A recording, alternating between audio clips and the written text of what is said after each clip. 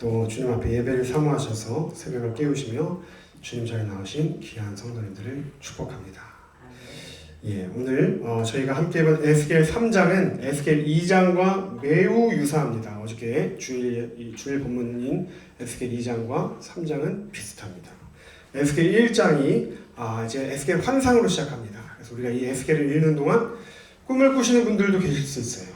그래서 우리가 밤새 새벽기도 나오기 전에 하나님이 우리에게 꿈을 주시는 분들도 많이 계실 수 있습니다. 그런데 이 꿈, 에스겔이 그 그발강가라고 하는 지금 에스겔은 이역만리 타국이라고 하는 바벨론의 그발강이라고 하는 전혀 낯선 타지에 지금 거기 5년째 있는 거예요. 근데 5년째가 되는 30살이 되던 해에 하나님의 환상 가운데 에스겔을 부르시는데, 먼저 1장 가운데서는 4가지 생물, 사자소독이라고 했습니다. 사람과 사자와 송아지와 독수리, 이 4가지의 생물이 그 밑에 날개가 있고 바퀴가 있고, 그것들이 각자 위에 머리에 궁창의 형체가 있고 큰 많은 물소리가 나고 군대의 소리가 나고 또 하나님의 음성의 소리가 들리고, 이러한 기이한 장면은 에스겔이 지금까지 수습 제사장으로 하나님의 임재를 수없이 연습해 보았지만,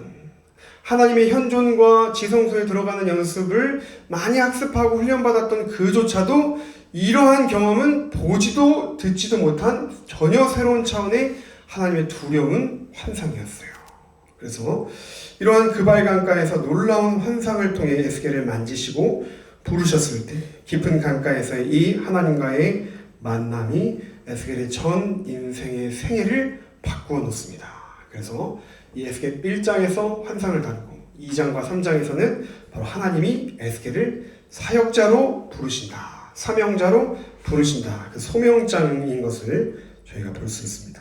그래서 하나님의 소명을 부르시려면 먼저 어떻게 행하셨는가를 저희가 바라보면, 저희 또한 하나님이 우리를 사명자로 부르실 때에 어떠한 삶을 우리가 준비해야 되는가를 살펴볼 수 있습니다. 먼저 오늘 큐티의 3장 1절, 2절, 3절을 보시면 하나님께서 무엇을 먹이십니까? 말씀을 먹이시죠. 그래서 하나님께서는 이 에스겔에게 두루마리, 여러분 두루마리 아시죠? 두루마리. 예, 두루마리. 이 두루마리 책을 발견하게 한 후에 이 두루마리를 너가 받아 먹어라. 즉, 내가 사역과 사명을 감당하기 이전에 먼저 말씀을 알아야 된다는 것입니다. 즉, 나의 뜻으로 행하는 것이 아니라 하나님의 뜻으로 행하기 위해서는 내가 하나님의 말씀을 알아야 이 일을 감당할 수 있기 때문에 하나님께서는 먼저 에스겔에게, 야, 너가 가서 저기 포로들에게 낙심하고 좌절된 사람들을 위로해라. 이렇게 사람의 마음으로 위로하라는 게 아니라 먼저 하나님의 말씀을 받아 먹으라. 우리가 왜 큐티를 합니까? 하나님의 말씀과 뜻을 알기 위해서 하는 것이죠. 그래서 오늘 하나님께서는 먼저 우리에게 그 말씀을 받아 먹게끔 인도하신다는 것입니다. 그런데요, 놀라운 사실이 있습니다. 이 에스겔이 하나님의 말씀을 배에 넣고 창자에 넣을 때에 그가 고백하기를 3절에 뭐라고 합니까? 내 입에서 달기가 꿀 같더라. 이야, 정말 놀라운 고백이죠. 근데 여러분, 이게 정말 우리 신앙인들의 놀라운 비밀입니다. 세상 사람들은 우리 새벽 기도를 왜 가냐고 그래요. 피곤한데 새벽 기도를 왜 가냐? 주일날 예배를, 교회를 왜 가냐? 우리가 이렇게 세상에 맛집도 많고 놀러 갈 것도 많은데 신앙생활을 왜 하냐? 그런데 사실 그들은 이 신앙생활의 깊은 차원의 기쁨과 즐거움을 모르기 때문에 하는 말입니다. 우리가 사실 하나님을 경험하고 하나님을 알면 알아갈수록 세상의 그 어떠한 즐거움도 이전에 누리던 낙도 다 끊어지게 되어 있습니다. 왜냐하면 우리 안에 주님을 기뻐하고 경배하는 것보다 더 큰 즐거움은 없기 때문이라는 것을 우리가 알아가기 때문이죠. 그래서 오늘 이 에스겔이 하나님의 말씀을 받아 먹을 때 이것이 꿀 같더라, 이렇게 고백하고 있습니다. 그런데 여러분, 더 놀라운 사실이 있습니다. 사실 이 에스겔이 받아 먹은 말씀은 어떤 말씀인가? 어제 큐티의 말씀인 2장 10절 함께 읽어보겠습니다. 그가 그것을 내 앞에 펴시니 그 안팎에 글이 있는데 그 위에 애가와 애곡과 재앙의 말이 기록되었더라. 여러분, 이 말씀이 어떤 말씀이에요? 진짜 꿀 같은 말씀입니까? 아닙니다. 애가와 애곡과 재앙의 말씀이었어요.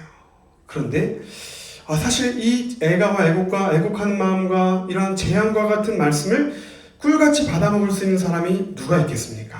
그런데 이것은 무슨 뜻이냐면 하나님이 우리에게 주신 말씀이 겉으로는 고통스럽고 때로는 이해할 수 없고 때로는 우리의 생각과 계획과 다를 수 있지만 그럼에도 불구하고 말씀을 우리가 순종함으로 받아 먹을 때에 이 말씀이 우리 안에 역사할 때에 기쁨이 넘치게 되는 것을 말씀하고 있는 것입니다.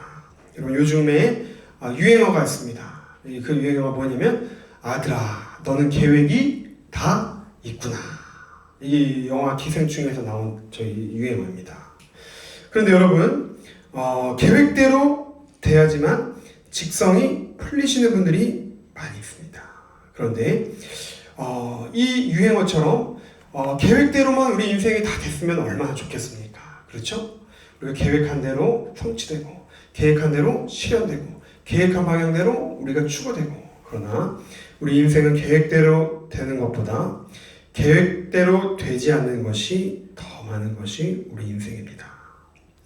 제가 교육전도사 시절에 얼마나 이 열정이 넘쳤겠습니까? 그래서 제가 추구하는 사역의 방향대로 되지 않으면 이것을 관철시키지 못하면 제 마음에 너무나도 괴로우고 눌림이 있는 거예요. 그래서 나의 뜻대로 이게 되지 않으면 막 밤에 잠이 오지 않고 마음에 부대끼고 힘들고 그랬는데 저를 멘토하시는 멘토 목사님이 인치형 잘 기억하라고 사역은 나의 뜻대로만 되는 것이 사역이 아니다. 나의 최선을 선택하는 것만이 이것이 능사가 아닐 수 있다. 때로는 우리가 사역을 하면서 차선을 선택해야 될 수도 있고 차선을 선택해야 될 수도 있다. 그렇지만 하나님께서 우리에게 우리의 계획대로 되게 하시는 것도 하나님의 뜻이고 우리 계획대로 되지 않게 하시는 것도 하나님의 뜻이라고 저를 멘토해 주신 적이 있었습니다. 그때 제가 깨달았습니다. 그렇구나. 나의 포기와 나의 좌절 또한 하나님의 계획 안에 있는 것이구나. 내가 하는 것이 목회가 아니구나. 하나님이 하시는 것이 바로 그분의 타이밍에 그분의 가장 합당한 모습으로 오늘 내가 그분께 쓰임받는다면 지금 나를 둘러싸고 있는 고난과 같은 환경도 재앙과 같이 느껴지는 상황도 지금 전혀 변할 것 같지 않은 나의 자녀도 하나님 감사를 받을 수 있군요. 주님 감사합니다. 그래서 우리가 정말 이 말씀을 받아먹은 에스겔, 그러나 그 말씀의 내용은 실제 꿀과 같지 않았지만 그가 순종함으로 그 말씀을 받아 누렸을 때에 실제로 그가 꿀같이 느끼는 이러한 경험이 저와 여러분 가운데도 역사가 일어나기를 간절히 축복합니다.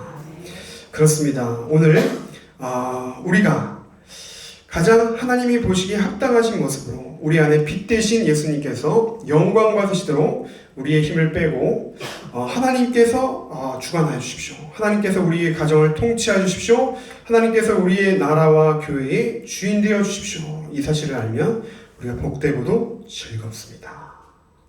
에스겔이 비록 이 고통의 메시지를 전해야 함에도 불구하고 하나님의 도구로 쓰임받고 있다는 사실을 깨닫자 그가 하나님의 뜻을 나와 같은 이 연약한 자를 통하여 사용하시는 그 하나님의 영광을 나타내 주신 것에 대한 감격과 기쁨이 우러나왔기에 이 말씀이 꿀과 같이 달다고 고백할 수 있다는 것 같습니다. 그래서 우리가 정말 하나님의 말씀, 이 말씀을 우리가 들을 때에 또 받을 때에 또 큐티로 묵상할 때에 이해되지 않을 수 있습니다.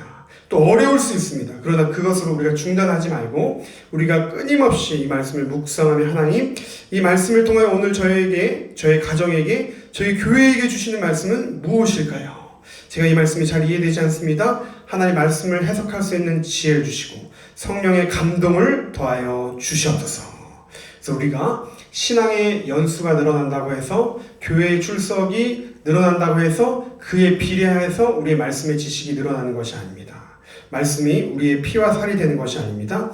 말씀을 듣고 읽는다 할지라도 우리가 성령의 감동이 없이 읽는다면 그저 세상의 다른 많은 책과 다를 바가 없겠죠. 그러나 우리가 이 성경의 말씀을 읽을 때 하나님, 주님의 성령으로 감동하게 하여 주십시오. 나의 이 마음을 열고 이 말씀을 받아들일 때에 하나님, 이 말씀으로 주님은 병든 자를 고치시고, 주님이 말씀으로 마귀를 물리치시고, 하나님 말씀으로 죽은 자를 살리셨는데, 그 말씀이 오늘 저희 자녀를 살리시고 오늘 나의 심령을 회복시키시며 우리 교회를 새롭게 하실 것을 믿게 하여 주시옵소서. 이렇게 고백할 수 있는 믿음이 저희 안에 있기를 간절히 축복합니다. 이 말씀을 들은 이 에스겔이 이제는 하나님께서 이를 파송하십니다. 너가 이제 세상 가운데 나아가서 하나님의 말씀을 고하라. 4절에 나와 있죠.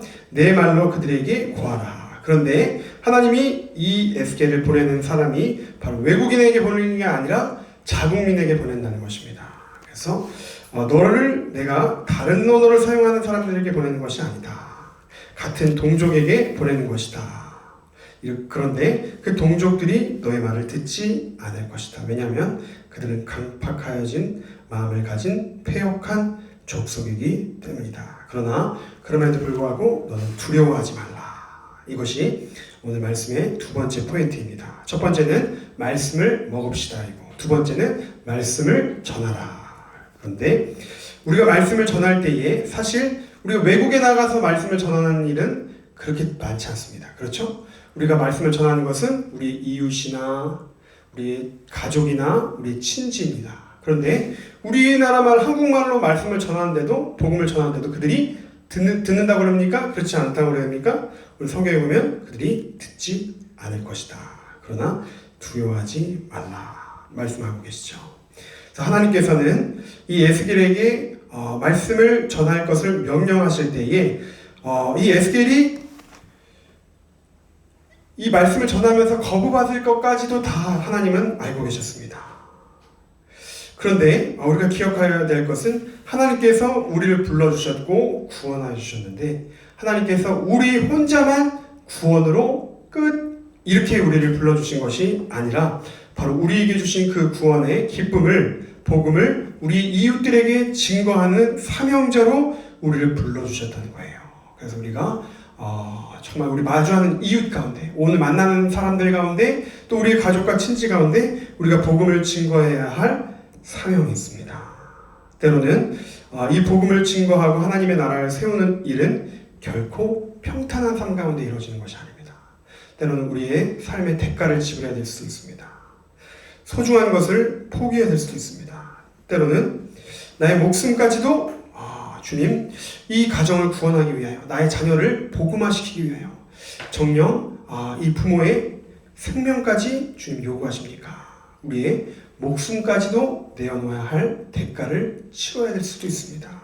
때문에 복음은 어떤 측면에서는 위험한 것이기도 합니다. 그러나 우리에게 주신 사명이 힘들고 어려운 일을 할지라도 하나님께서는 우리가 그 사명의 자리 가운데 있기를 원하셨다는 거예요. 에스겔을 파송하신 것처럼 우리 또한 오늘 하나님의 힘을 공급받아 우리의 사명을 잘 인도, 감당할 수 있는 능력이 있기를 소망합니다.